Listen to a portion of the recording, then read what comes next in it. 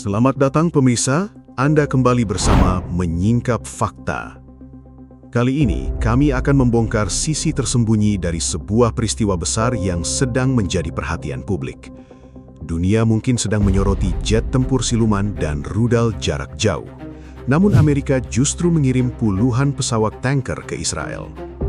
Pesawat ini tidak membawa bom, tetapi tanpa kehadirannya, serangan udara jarak jauh menuju Iran akan jauh lebih sulit dilakukan secara terus-menerus.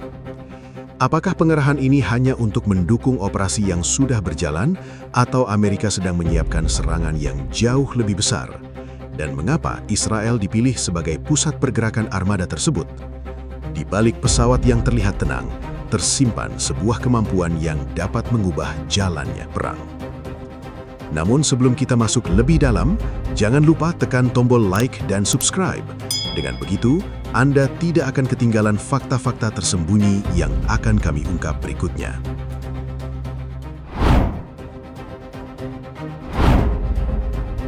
Dunia mungkin sedang menatap jet tempur siluman, rudal jarak jauh, dan ledakan yang mengguncang wilayah Iran. Namun pada 17 Juli 2026, Amerika Serikat justru melakukan satu pergerakan yang jauh lebih tenang. Puluhan pesawat berukuran besar dikirim menuju Israel. Pesawat itu tidak membawa bom, tidak memburu jet musuh, dan tidak dirancang untuk menembus pertahanan udara. Namun, tanpa kehadirannya, serangan jarak jauh akan jauh lebih sulit dilakukan secara terus-menerus. Pesawat yang dimaksud adalah pesawat pengisi bahan bakar di udara. Sederhananya, pesawat ini bekerja seperti pom bensin terbang. Jet tempur dapat lepas landas dengan membawa lebih banyak senjata, lalu mengisi kembali bahan bakarnya ketika masih berada di udara. Setelah tangkinya kembali terisi, jet dapat melanjutkan penerbangan menuju wilayah Iran tanpa perlu mendarat. Inilah alasan mengapa pengerahan tanker selalu diperhatikan oleh para analis militer. Jet tempur memang menjadi pesawat yang terlihat menyerang sasaran. Namun tanker menentukan seberapa jauh jet dapat terbang, berapa lama pesawat bertahan di udara, dan seberapa besar muatan yang bisa dibawa. Masalah utama dalam operasi udara menuju Iran adalah jarak. Iran bukan negara yang berada tepat di sebelah Israel. Setiap jet harus menempuh perjalanan panjang, menghindari radar, memasuki wilayah berbahaya, menyerang sasaran, lalu kembali ke pangkalan dengan selamat. Setiap pesawat memiliki batas beban. Semakin banyak bahan bakar dibawa saat lepas landas, semakin besar bobot yang harus diangkat. Sebaliknya, semakin banyak bom dan rudal dipasang, semakin besar pula kebutuhan bahan bakarnya. Tanpa tanker, pilot harus memilih antara membawa senjata lebih sedikit atau menempuh jalur yang lebih pendek. Pada 14 Juli 2026, beberapa pilihan operasi baru terhadap Iran dibahas di Washington. 3 hari kemudian, pada 17 Juli 2026, muncul laporan bahwa Amerika meminta Israel menampung tambahan puluhan pesawat tanker. Urutan waktu ini tidak langsung membuktikan bahwa serangan besar telah diputuskan. Namun pergerakan tersebut menunjukkan bahwa Amerika sedang menyiapkan kemampuan yang jauh lebih luas. Yang membuat situasi semakin mencurigakan, pesawat tanker bukan aset yang dipindahkan tanpa perhitungan. Setiap pengerahan membutuhkan awak, teknisi, suku cadang, bahan bakar darat, jalur komunikasi, serta perlindungan ketat dari serangan rudal dan pesawat tanpa awak. Satu tanker dapat membantu beberapa jet dalam satu penerbangan. Jika jumlahnya mencapai puluhan, Amerika dapat membentuk beberapa titik pengisian di udara. Sebagian tanker melayani pesawat yang berangkat, sebagian lainnya menunggu jet yang kembali dari Iran. Kelompok berikutnya dapat disiapkan untuk menggantikan pesawat yang harus kembali ke darat. Dengan susunan seperti itu, serangan tidak harus berhenti setelah satu gelombang. Kelompok pertama dapat pulang ketika kelompok kedua bergerak menuju sasaran. Pesawat pengintai dapat tetap bertahan di udara. Pesawat pengganggu radar dapat terus membuka jalur, sementara pusat komando menilai sasaran mana yang harus diserang berikutnya. Disinilah permainan berubah. Amerika tidak hanya menyiapkan cara untuk mencapai Iran, mereka sedang membangun kemampuan agar tekanan dapat dipertahankan lebih lama. Menurut Anda, apakah puluhan tanker ini hanya untuk memperkuat operasi yang sudah berjalan, atau menjadi tanda bahwa serangan yang lebih besar sedang dihitung? Karena pada pembahasan berikutnya, kita akan melihat alasan Amerika justru memilih Israel sebagai tempat utama untuk menyimpan kekuatan udara sebesar ini.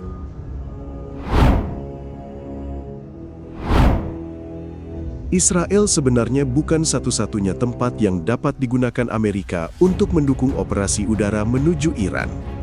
Washington memiliki akses ke berbagai pangkalan di kawasan Teluk, Irak, Suriah, dan wilayah lain yang selama bertahun-tahun dipakai untuk menempatkan pesawat tempur, pesawat pengintai, serta pesawat pengisi bahan bakar. Namun, pada pertengahan Juli 2026, situasinya berubah. Ketika ancaman rudal Iran meningkat, pangkalan Amerika di kawasan tidak lagi dianggap sepenuhnya aman. Iran memiliki rudal balistik dan pesawat tanpa awak yang mampu menjangkau fasilitas militer Amerika dalam waktu singkat. Pesawat tanker memiliki ukuran sangat besar. Pesawat ini tidak dapat bermanuver selincah jet tempur dan tidak dirancang untuk menghindari serangan dari jarak dekat. Ketika terparkir, bentuknya mudah dikenali melalui citra satelit maupun pengawasan udara. Jika beberapa tanker berhasil dihancurkan sebelum lepas landas, dampaknya dapat langsung terasa pada seluruh operasi. Jet tempur mungkin masih mampu menjerang, tetapi jangkauannya menjadi lebih pendek. Muatan senjatanya dapat berkurang, sementara waktu terbang pesawat pengintai dan pengganggu radar ikut dibatasi. Israel menawarkan perlindungan yang berbeda. Negara itu memiliki jaringan radar luas, sistem peringatan dini, serta pertahanan udara berlapis yang telah dibangun untuk menghadapi serangan rudal. Amerika dan Israel juga memiliki hubungan militer yang sangat dekat. Sistem komunikasi, koordinasi ruang udara, hingga pengamanan pangkalan telah disiapkan selama bertahun-tahun. Pada 19 Juli 2026, pejabat Israel menyatakan bahwa tambahan tanker Amerika akan disebarkan ke pangkalan militer dan beberapa bandara. Penyebaran ini penting. Jika seluruh pesawat ditempatkan di satu lokasi, satu serangan dapat menimbulkan kerugian besar. Dengan membaginya ke beberapa tempat, Amerika memaksa Iran menghadapi sasaran yang lebih banyak. Penempatan itu sebenarnya telah berkembang sejak perang kembali meluas pada 28 Februari 2026. Hingga 25 Juni 2026, sekitar 98 pesawat militer Amerika dilaporkan berada di Israel. Aktivitas tersebut bahkan sempat mengurangi kapasitas penerbangan sipil di Bandara Ben Gurion. Fakta ini menunjukkan bahwa Israel tidak lagi sekedar menyediakan tempat singgah darurat. Infrastruktur udaranya perlahan berubah menjadi pusat logistik yang menopang pergerakan militer Amerika di seluruh kawasan dalam skala yang semakin besar. Lokasi Israel juga memberi keuntungan lain. Jarak menuju jalur operasi lebih dekat dibandingkan beberapa pangkalan lain. Tanker tidak perlu menghabiskan terlalu banyak bahan bakar hanya untuk mencapai titik pertemuan dengan jet penyerang. Semakin dekat posisi tanker, semakin cepat pula jet menerima bahan bakar dan kembali bergerak menuju sasaran. Hal ini memungkinkan Amerika menjaga lebih banyak pesawat di udara secara bersamaan. Namun keputusan tersebut membawa masalah politik yang jauh lebih besar. Israel mungkin tidak menjatuhkan bom dalam setiap gelombang serangan Amerika, tetapi ketika wilayahnya digunakan untuk menopang pesawat yang membantu jet penyerang mencapai Iran, batas antara pendukung dan pihak yang ikut berperang menjadi semakin tipis. Bagi Iran, pesawat yang mengisi bahan bakar jet penyerang tetap menjadi bagian penting dari rantai serangan. Artinya, pangkalan Israel yang menampung tanker dapat dianggap sebagai pusat pendukung operasi musuh. Jika Iran memutuskan menyerang pangkalan tersebut, rudalnya akan jatuh di wilayah Israel. Kerusakan landasan, hancurnya pesawat, atau jatuhnya korban dapat menciptakan tekanan besar bagi pemerintah Israel untuk membalas secara langsung. Menurut Anda, apakah Israel masih dapat disebut hanya sebagai tempat pendukung ketika pangkalannya menjadi bagian penting dari serangan menuju Iran? Pembahasan berikutnya akan mengungkap kelemahan terbesar dari seluruh strategi ini, yaitu bagaimana beberapa rudal yang tepat sasaran dapat menghentikan puluhan pesawat tanpa harus menembaknya di udara.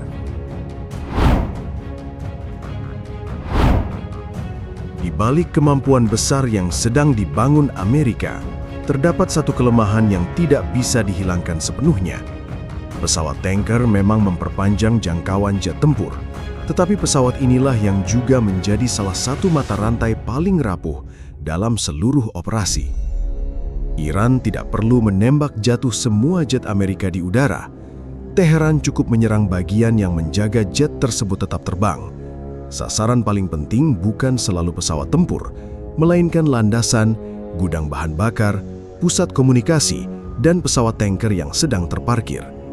Pesawat tanker berukuran besar dan membutuhkan landasan panjang. Gerakannya lambat, sulit disembunyikan, dan mudah dikenali melalui satelit. Ketika berada di darat, pesawat itu tidak memiliki kebebasan untuk menghindar. Satu serangan yang tepat dapat membuat banyak pesawat tertahan tanpa harus menghancurkannya.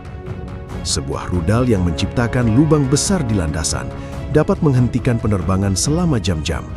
Pesawat mungkin masih utuh, tetapi tidak dapat lepas landas. Serangan lain dapat diarahkan ke tempat penyimpanan bahan bakar. Tanpa pasokan di darat, tanker tidak mampu menjalankan tugasnya sebagai pengisi bahan bakar di udara. Inilah kelemahan tersembunyi operasi modern. Jet siluman terlihat sebagai ujung tombak, tetapi di belakangnya terdapat teknisi, radar, jaringan komunikasi, suku cadang, kendaraan pengangkut, dan pasokan bahan bakar. Jika salah satu bagian penting lumpuh, seluruh tempo serangan dapat melambat. Karena itu, pada 19 Juli 2026, Amerika dan Israel mulai menyebarkan tanker ke beberapa pangkalan militer serta bandara. Tujuannya bukan hanya mengurangi gangguan penerbangan sipil, penyebaran juga mencegah seluruh armada menjadi korban dalam satu serangan. Amerika kemungkinan juga akan menerbangkan sebagian tanker sebelum rudal tiba ketika radar mendeteksi peluncuran. Setelah berada di udara, pesawat dapat berpindah menuju kawasan yang lebih aman.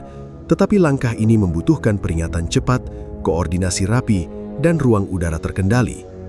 Namun strategi itu tetap tidak kebal. Iran dapat mencoba membanjiri pertahanan Israel dengan rudal balistik dan pesawat tanpa awak secara bersamaan. Sebagian serangan dapat digunakan sebagai pengalih perhatian, sementara proyektil lain diarahkan menuju landasan, gudang bahan bakar, atau pusat komunikasi.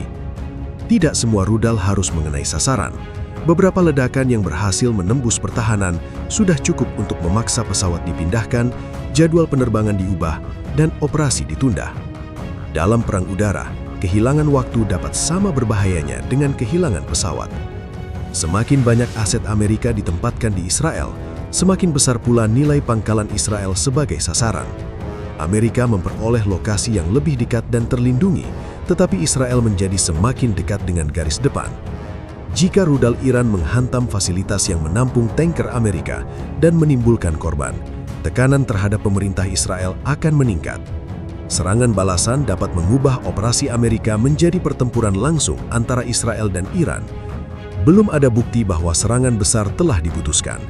Tanker tambahan dapat digunakan untuk mempertahankan operasi, memperkuat pengawasan, atau menekan Iran agar bersedia berunding. Namun, urutan pergerakannya menunjukkan bahwa Amerika sedang menyiapkan kemampuan untuk menyerang lebih jauh dan lebih lama. Pesawat tanker tidak membawa bom, tetapi keberadaannya memungkinkan bom terus berdatangan.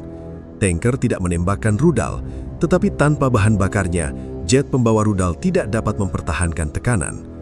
Menurut Anda, apakah Iran akan menyerang pusat logistik tersebut sebelum armada Amerika sempat digunakan secara maksimal? Jawabannya akan menentukan apakah pengerahan ini hanya menjadi ancaman di balik layar atau justru menjadi pemicu yang menyeret seluruh Timur Tengah menuju perang yang jauh lebih besar. Puluhan pesawat tanker Amerika mungkin tidak membawa bom dan tidak terlihat menyerang sasaran. Namun, keberadaannya dapat menentukan seberapa jauh, seberapa besar, dan seberapa lama sebuah operasi udara dijalankan. Di satu sisi, pengerahan ini memberi Amerika kemampuan untuk menjaga tekanan terhadap Iran. Di sisi lain, penempatan armada tersebut di Israel juga menciptakan risiko baru. Semakin penting Israel bagi operasi Amerika, semakin besar pula kemungkinan wilayahnya dipandang sebagai bagian langsung dari peperangan. Kini, semua bergantung pada keputusan berikutnya. Apakah armada tanker itu hanya menjadi alat tekanan untuk memaksa Iran berunding, atau justru menjadi tanda bahwa serangan yang lebih besar sedang dipersiapkan di balik layar? Demikian rangkaian fakta yang berhasil kami singkap hari ini. Jangan lupa subscribe ke channel Menyingkap Fakta dan aktifkan lonceng notifikasi agar Anda tidak ketinggalan pengungkapan fakta-fakta penting lainnya. Menyingkap fakta, mengungkap kebenaran di balik setiap peristiwa. Sampai jumpa pada fakta berikutnya.